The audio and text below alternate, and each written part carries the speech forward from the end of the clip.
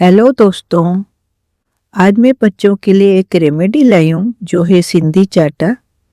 मौसम कभी सर्द है कभी गर्म, जिसकी वजह से बच्चों को सर्दी जुकाम हो जाता है, जिससे बच्चों की बॉडी फीवरिश सी लगती है। इसलिए हम बच्चों को एवरीडे नहलाने के बाद 1/4 टीस्पून शहद के साथ मिक्स कर खिला देते हैं, जिससे बच्चों का स्वास्थ्य ठीक रहता है। आइए देखते हैं।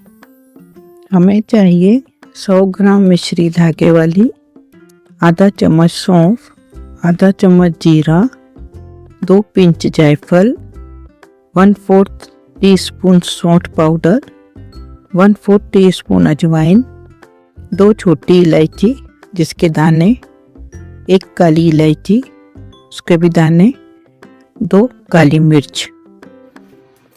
सौंफ और जीरे को थोड़ा सेक लें।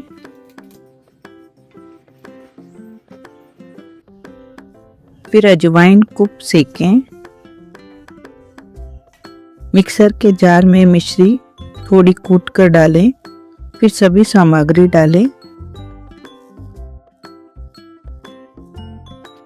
बारीक पीस कर छान लें व एयर टाइट डब्बे में रखें। यह हमारा सिंधी चाटा तैयार है। थोड़ा थोड़ा बच्चों को खिलाएं और उनका स्वास्थ्य ठीक रखें। पसंद आया तो लाइक एंड शेयर करें।